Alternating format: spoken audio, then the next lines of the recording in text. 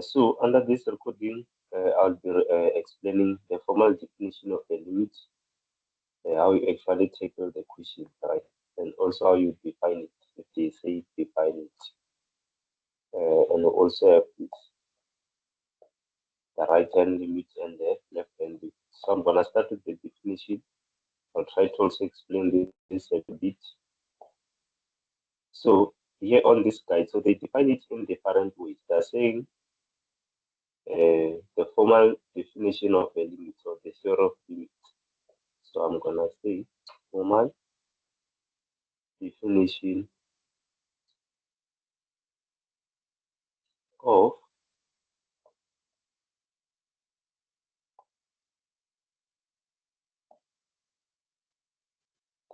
of a limit.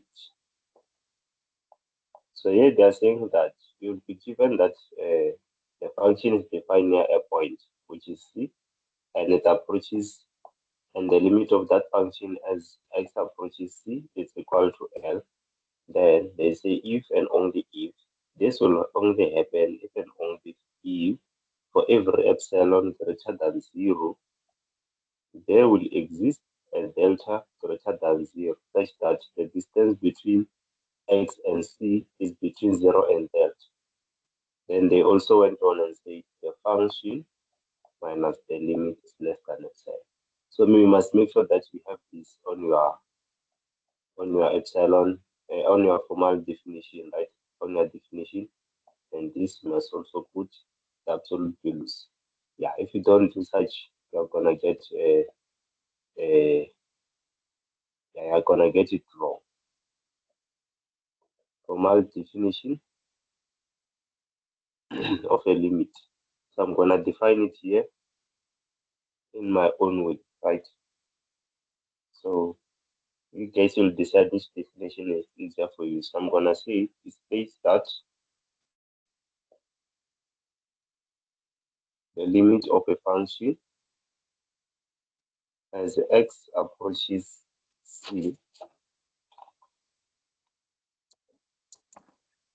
as x approaches c is equivalent to the limit if for every real number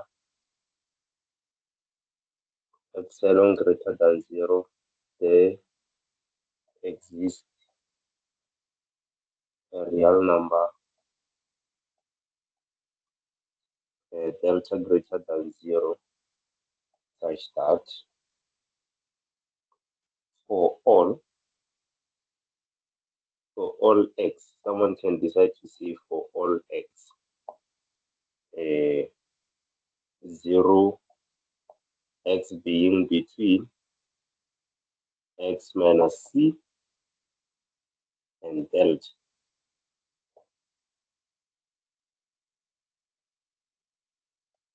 And delta. Yeah, you see that, then we'll put the absolute values.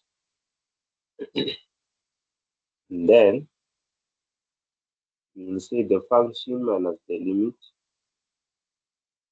The function minus the limit will be less than epsilon. Yeah, then the function minus the limit will be less than epsilon. Some they will say what let me see. It says that the limit of the function is equal to 0 if and only if. Here on this part, some they will say if and only if for, let me use a different color there. Some they will say if and only if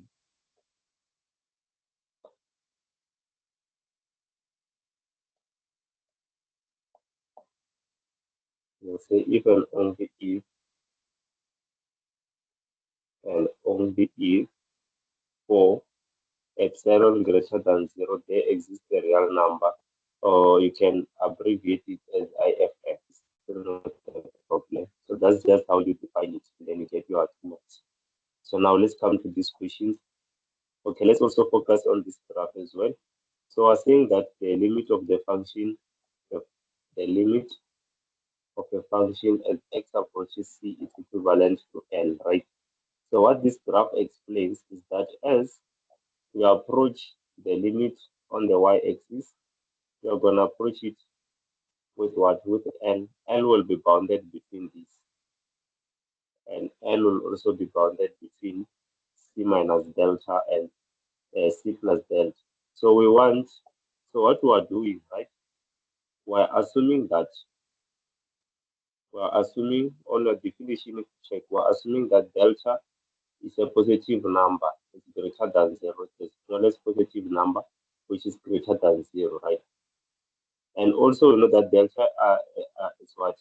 It's also the smallest positive number, but we want to find the correct delta that will satisfy the what? The condition, right? So hence the definition wants us to find the delta. So if you check here on this graph, C plus delta is is is uh, related to L plus epsilon, and then this one is related to that. Then C is the exact value. So as want the correct what we're looking for delta. Remember, if you add this, you're gonna you're gonna get what? Okay, you'll get 2C. But it's fine because this is just the distance between this and this, and then if you divide by 2, you'll get that C. So, but this is not really important, it's just the theory behind it. Then we have the left hand limit and we have the right hand limit. So you must also not define this. You're gonna say let f be a function and c be an element of real number such that the limit as x approaches c from the left of the function is equal to the limit if and only if for every epsilon greater than zero, there exists a delta greater than zero. Then you write this condition here. Then x will be between c minus delta and c. This is for the left-hand limit, which is explained by this part. If you check x here, so this is the left-hand limit part. Left-hand, then the distance from here to there, this one explains the right-hand limit. Let me use the blue card. This part is the right hand limit. So let's come here to this. Okay, so this one is for the right hand definition, right? The right hand limit. You'll say if f is a function and c is an element of real numbers, then the limit from the right is equal to L if and only if for every epsilon greater than zero, there exists a delta greater than zero, such that x is between c plus delta and c, and then so this is the same for both definitions. So such that the function minus the limit is less than epsilon. That's how you define it. So let's come to these examples and we'll try to solve them. So I'm gonna try doing as many as I can.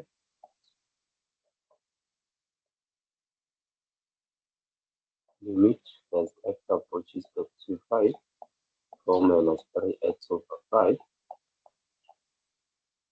3 limit as x approaches 4 of x over 3 plus 1 equals 7 over 10. So I'm gonna do the first three first.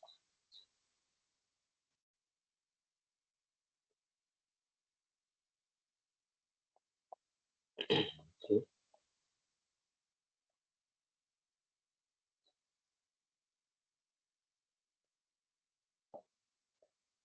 I'm gonna do the first three. So let's take the first one.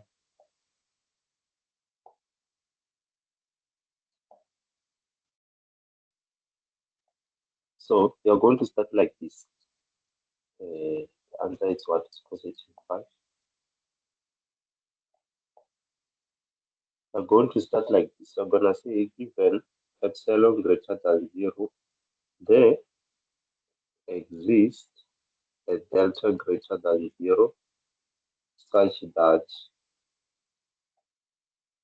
if you say that there exists a delta greater than 0 if and only if the distance between x and c is less than delta u. We're going to say it's less than epsilon. Forgetting this. The distance between x and c is less than delta. Okay. Then the function minus the limit. Oh, here we should be substituting. That's why I can see that something's wrong. Then here we'll say if and only if the distance between x and positive 1, you're going to make this positive because the definition is saying x minus c. So when you substitute, you will substitute x minus negative 1. So the answer will become, since you have your c being equal to negative 1, it means it will be positive 1. It's less than delta. Then the function minus your limit, which is 5. So I'm going to replace the function as well. Minus 5 is less than epsilon. Now you will start solving from here. You will say now x plus 6 minus 5. If it's less than epsilon, this will imply that I can say x, and then as I simplify that, plus 1, it's less than epsilon, right? So this will imply that, therefore, my delta will simply be equal to epsilon. Remember, we're just looking for x plus 1. So with this one, I think it's very easy. Let's try to do the next one. We'll just solve it in that way.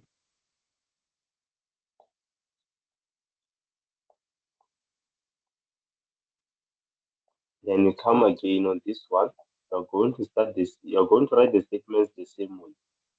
Given epsilon greater than 0, there exists a delta and epsilon greater than 0.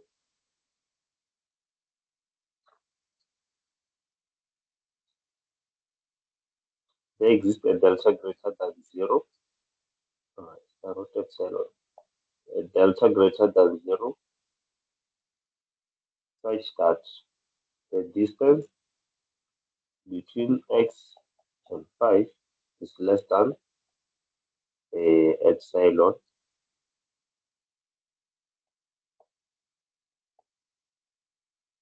Should I say it if and only if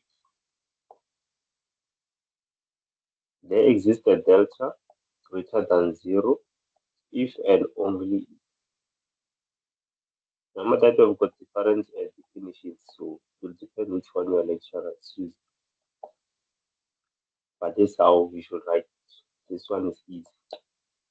There exists a delta greater than 0 if and only if the distance between x and 5 is between 0 and delta.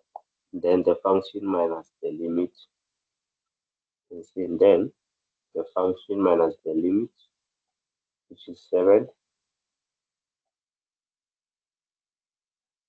it's less than epsilon.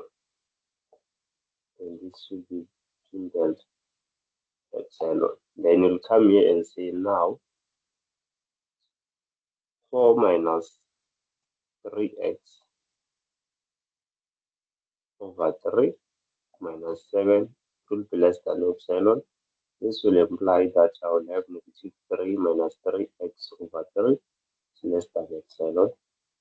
Then I can come here and take out and have my 3 there as my common what, right? Or you can simply take out 3. So it will be up to you guys. So I'm gonna take this root. I'll take 3 as my common vector there, as my lowest common denominator. So we'll have what? We'll have,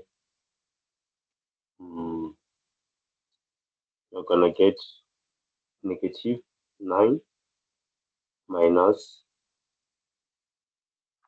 3x is less than epsilon.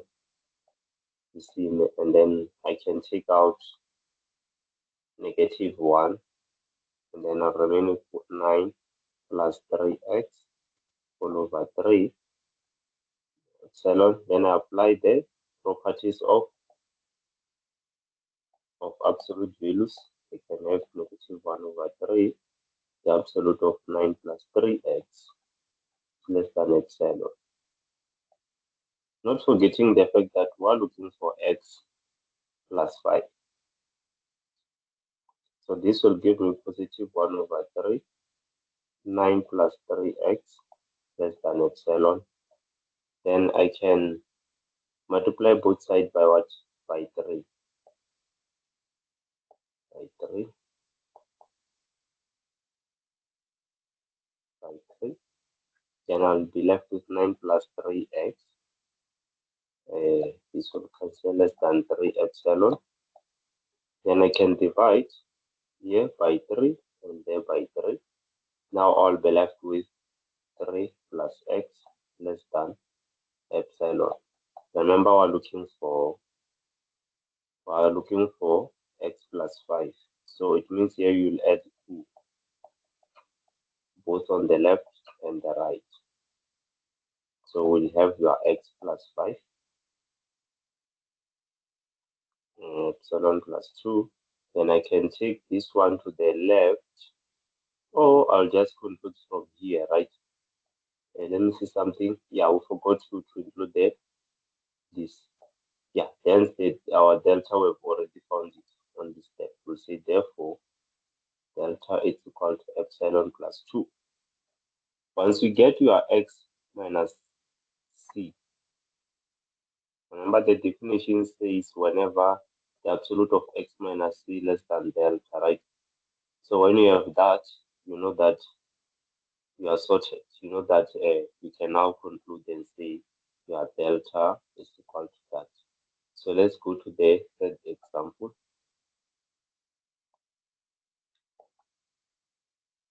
Lim as x approaches 4, x over 3 plus 1, 7 over 3.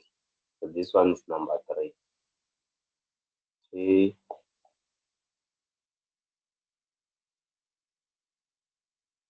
I'm gonna solve it here. So this is number 3. We are going to start the same way. Given epsilon greater than 0, there exists a delta greater than 0. If you see we're saying there exists a delta, that's what we're looking for. We want to verify this part. If and only if the distance between your x and your value that x is approaching is less than delta, then the function minus the limit is less than epsilon. Now that's where the definition ends. Now x plus 3 plus 1 minus 7 over 3, the absolute. This will imply that I have x over 3 plus 1 minus 7 over 3 less than epsilon. Then I'm gonna have, I will say 1 minus 7 over 3. Then why I would, okay, by having x over 3 minus 7 minus 4 over 3. Not forgetting the fact that I know I'm looking for x minus 4. So if I just come here and take out 1 over 3, I'll have my x minus 4 less than epsilon, and then I'll multiply both sides by 3. Check this out. 3 epsilon is cancelled. Then I'll have absolute of x minus 4. Now I know that this is my delta, this guy. So I'm gonna say therefore delta is simply equal to 3 epsilon. So questions are different, right? Questions are different. So I'm gonna check this one. I want the one that has I'm gonna skip and come to number 6 because this we're gonna do it in a different manner. So we must do different types of questions in order to master this topic. You see, these questions are arranged like this. We've got the questions whereby you have brackets, but now here you have got absolute values. You see, hence now I'm skipping to this one because we haven't done this. Then we also have the ones that have square roots. So I'm gonna come here and do number that one. I forgot to go. Okay, I did copy it.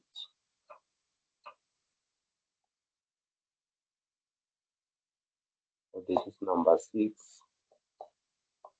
So you must also know your properties, right? So you say given epsilon greater than 0, there exists a delta greater than 0 such that the absolute of the absolute, such that you say if and only if the distance between x and 2 is less than delta, then the function minus the limit that we're approaching. And you must also check if whatever you are given is correct. Remember, you can check this by substituting 2. You'll have 2. 1 minus 6. This will give us positive 5 due to the absolute value, to this absolute side. So you must check that whatever they want you to prove, is it correct or not. So I'm going to have, on the next part, I'm going to take this.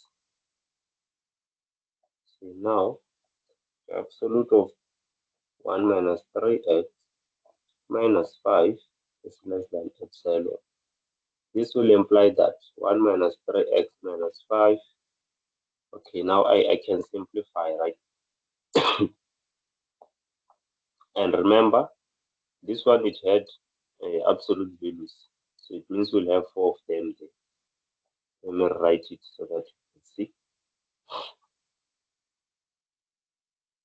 Remember that our function even here, I forgot to include this. Yeah. So we'll have absolute minus the function minus 5 less than epsilon. So here you're going to do what? To distribute your absolute values. You'll have 1 minus 3x minus the absolute of 5 is less than epsilon. So this will imply that you'll have 1 minus 3x minus 5 is less than epsilon. This will have negative 3x minus 4. Then you'll have, we know that we're looking for x minus 2. So when I'm at this point, I can add both sides by 4.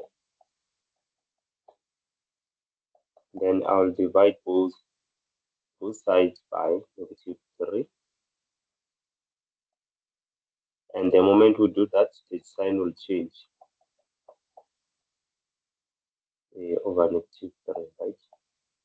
So now, you guys, you can allow me to add 2 and also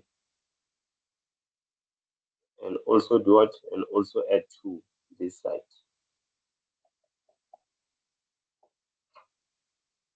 Then I can simplify this part. You'll have epsilon over negative 3 minus 4 over 3 plus 2. This will be epsilon over negative 3. Then let's add that. We'll have plus 2 over 3 x plus 2. So this you can combine it into one fraction. So I'm going to do this. I'm going to take 3 as my lowest common denominator. I'll have what? I'm gonna have negative epsilon plus 2. So now I can take this one. Since the absolute signs were removed, as you can see, I'm going to apply this property. Remember, if you have x minus a being less than c, right? You can write this as negative c, x minus a less than c. Okay, and I think here we're supposed to be we're supposed to be having the absolute signs. Let's see, the way we remove them, it's wrong, right? Let me see. Yes, we should still be having them here. We should still be having the absolute signs. And so the sign was not supposed to change. So I'm gonna remove this. Let's remove this.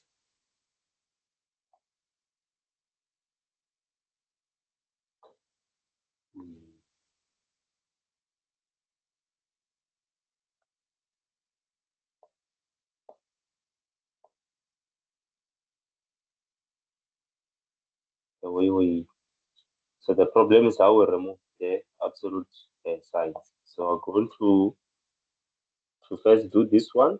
Remember, we're having this. We've separated them, right? If you are having this, I can bring this one there minus this one there. You see, yeah. Then the absolute of the absolute will give us positive. So whatever answer you get. So I think here we don't have a problem. So we'll simplify this like this. We'll have 1 minus 3x. This will come out as positive no matter what, and also this net. So we'll have minus 5 less than epsilon 1 minus 3x minus 5. Then we'll have what? Negative 4 minus 3x. Okay, it's still the same thing. So the absolute values were removed. So we only get the negative after. So everything was fine. It's not supposed to remove, but it's fine. As long as you will still understand this. Then I'll take 4 to the right. And then I'll divide both sides by negative 3. The same way I did it. Nothing has changed. You'll have epsilon plus 4 over negative 3. Yeah, the sign has changed there. Then I'll add both sides by 2. I'm going for x minus 2. Okay, I'll subtract by minus 2.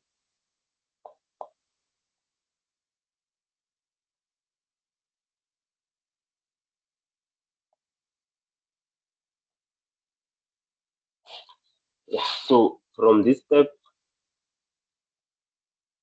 we're going to say negative 3. We just want to make this a fraction. Then you'll have epsilon plus 4 minus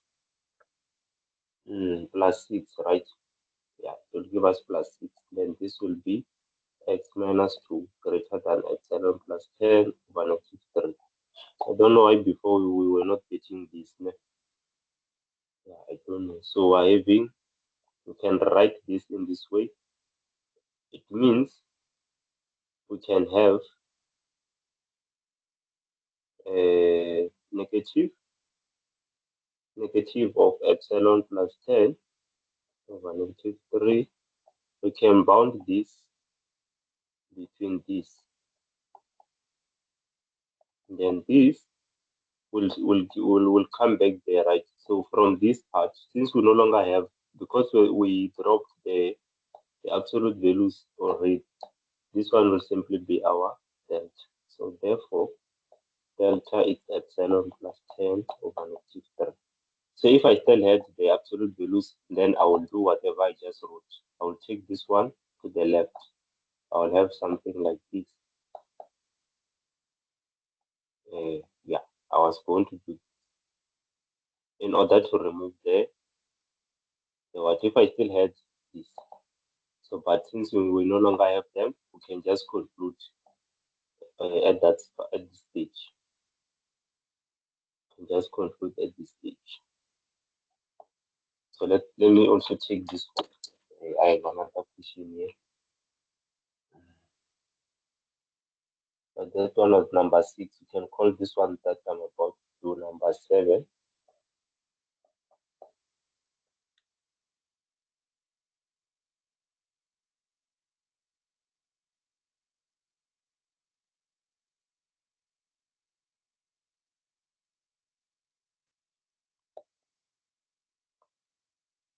So I'm having the limit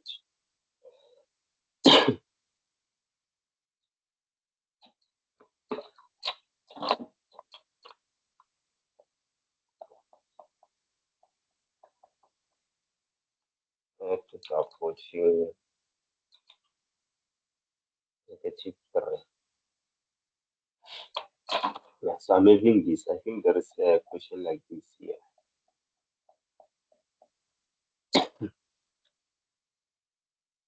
Okay, it's not there, but let's do this one. So start the same way.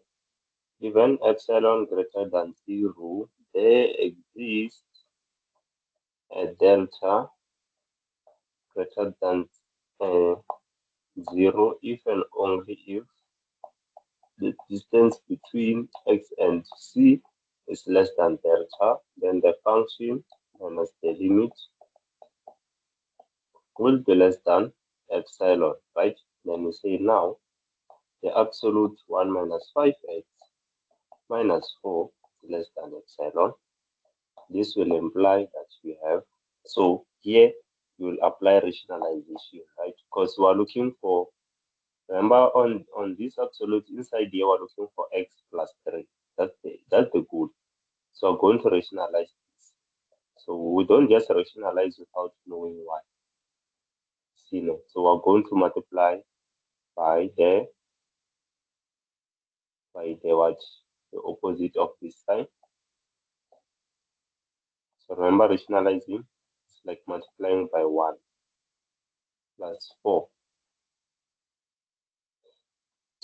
And this is less than epsilon.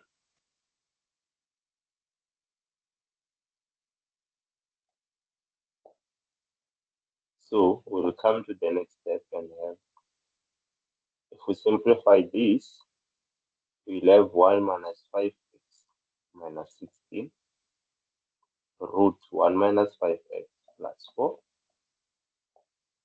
less than epsilon. You simplify this, you'll have 1, okay, you'll have negative 15 minus 5x root 1 minus 5x plus 4. It's less than what? Remember, we still have the absolutes. I don't know why I keep removing them. We only remove them where you are supposed to.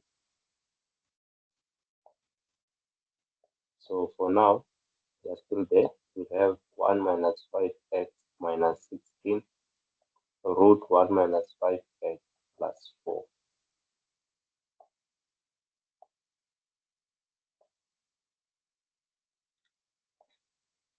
So I'm still leaving them. So this will be, if I take out negative 5, I'll have 3 here plus x root of 1 minus 5x plus 4 less than epsilon. See? So from this step, I know that I can do the absolute of negative 5 aside and remain with this plus 4 less than epsilon. This will imply that I have positive 5, 3 plus x. So as we're only looking for x plus 3, so the denominator now is a problem, right? Because we are looking for this in the middle of what? Of our absolute values. We want to remain with x plus 3. So we do have it, but we have this guy here. So we must remove him. So we're going to use this method. So this method, you should not forget it. We're going to say let delta be equal to 1. And after, we are going to say x plus 3 it will be bounded between 1 and -1, then this will imply that. So my goal will be to get x alone first, because I must convert this to this. So I'm going to have -1 minus 3, and then 1 minus 3 will be -2. Then I will have -4x 2. So now I can multiply everywhere by what? I can multiply by -5.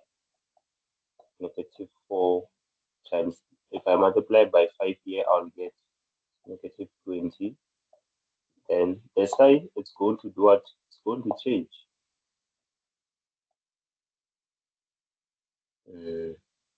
So I'm multiplying by -5. This will become +20. And then this one will be +10. Then I can write this like this.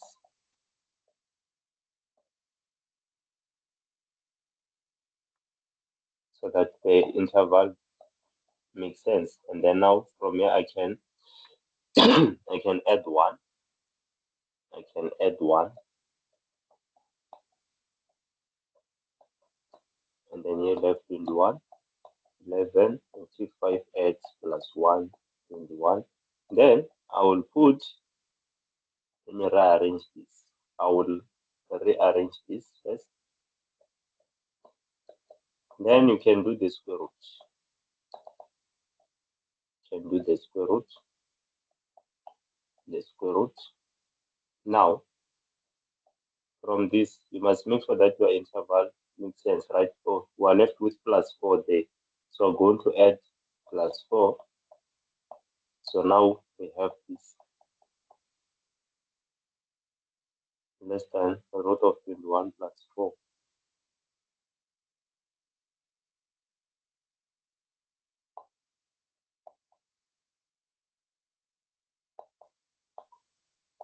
Now I can come and add 4. And also, I'll come here and add 4. Now the aim here is to make the interval to make sense. So I'm going to check which one is big between these two, right? Obviously, it's this part. So I'm going to have negative of this guy. We're going to put that side. So I'm going to have -21 minus 4 less than root of 11 plus 4 less than. Then I'll put this one in the middle.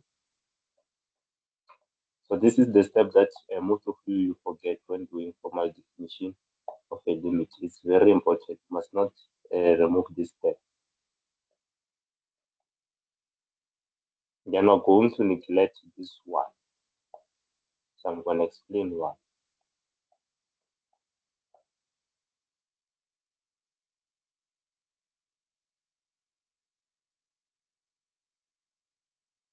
Yeah, the reason we neglect this one is because we want, remember this one is the same as that one. So we want to have -c and c and your a in between, right? So that we can change a to be like this. So now this one is like your a, this one is your -c, this one looks like your c. I hope you guys will understand this. I hope so. So here will come.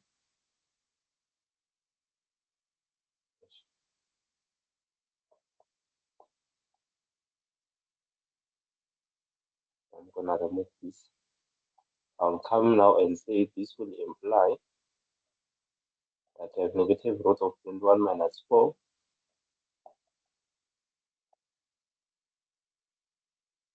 between root of 21 plus 4. Then I can change this to be the root of 1 minus 5 of x plus 4 is less than root of 21 plus 4. So this is what we're supposed to get, right?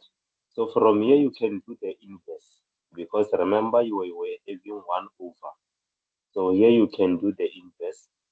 You'll have 1 over. If you do the inverse here and also this side, you'll have 1 over root of absolutes of 1 minus the 5x plus 4. And even here, but this is not necessary because you already have the answer, but you can do that. It's just a strategy. So you can come back and say now from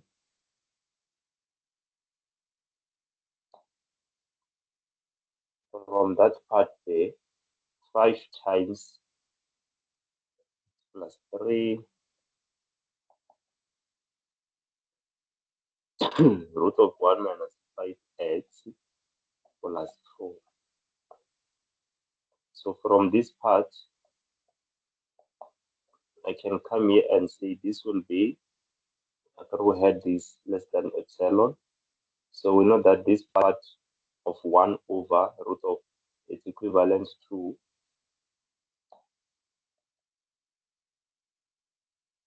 the root of 21 plus 4. So I'm gonna do what? I'm gonna take this out. I will have 5 over root of 21 plus 4 times x plus 3 less than epsilon. So now I can just multiply.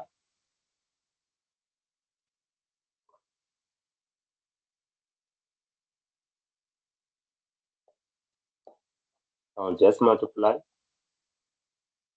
both sides by what? I'll multiply both sides by root of 21 plus 4 by root of 21 plus 4 over 5. So this side they're gonna cancel each other.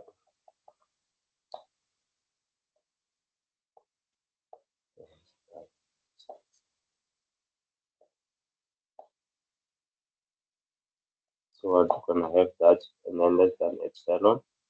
Then this will give us what? Remember this cancelled with that. So I'm left with root of 21 plus 4 over 5.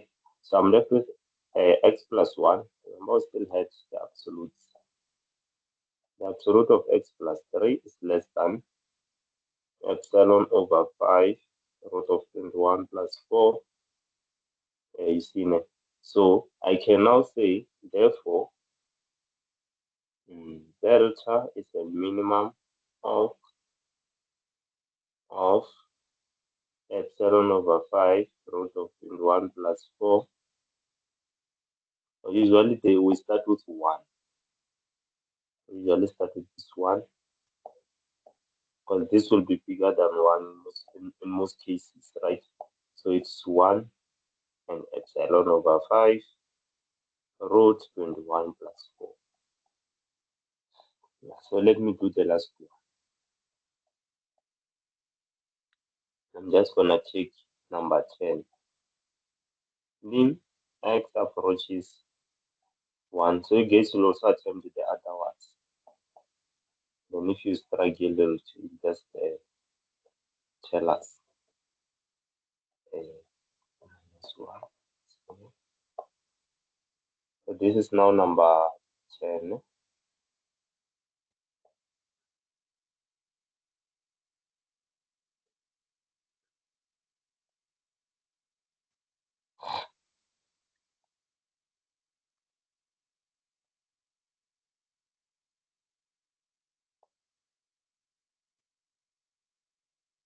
So I'm having this.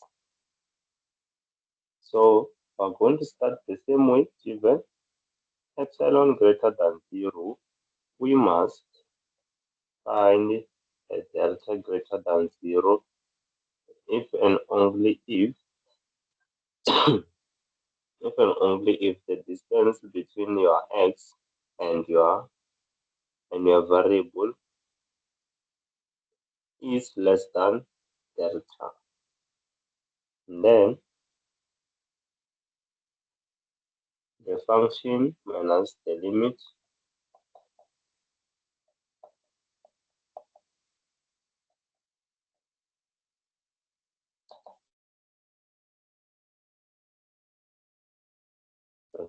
here.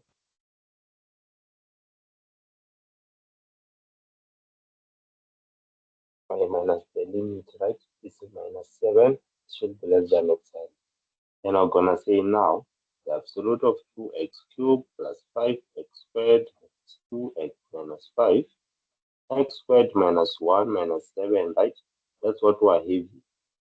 So I'm gonna come here. So the strategy here is simple. You'll group the like terms together. X squared minus 1 minus 7 less than or equal.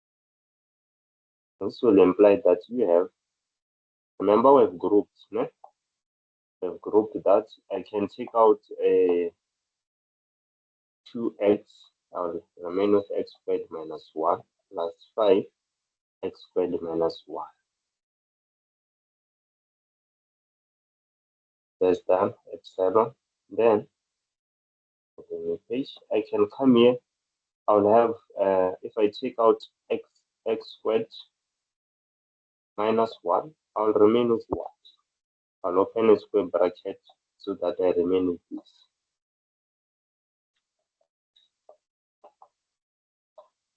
So this will cancel. Then I'm left with 2x plus 5 minus 7 is less than epsilon. You see it? Then I'll have 2x minus 2 is less than epsilon. I can take out x2. I know that I'm looking for x minus 1. So here we'll just divide both sides by 2. Absolute x minus 1 less than epsilon 2. Therefore, my delta is equal to epsilon over 2. So I'm going to end the session here. So this was just the introduction. And do more questions on this. And then you guys will also try to do this proof, the uniqueness of a limit. And you're going to start by writing such things. And you solve. So this part is important. Then you'll find a contradiction. Because if you check, they're saying that this is less than this, and that's false. This should be equal to this, right? So you'll say this is a contradiction, and therefore L is supposed to be equal to M. That's just the proof. And then you'll also try doing the one for squeeze theorem. So I'm skipping those ones because they hardly come. People study them during exam, but these ones even in the test, they highly come. So we're gonna end the session here.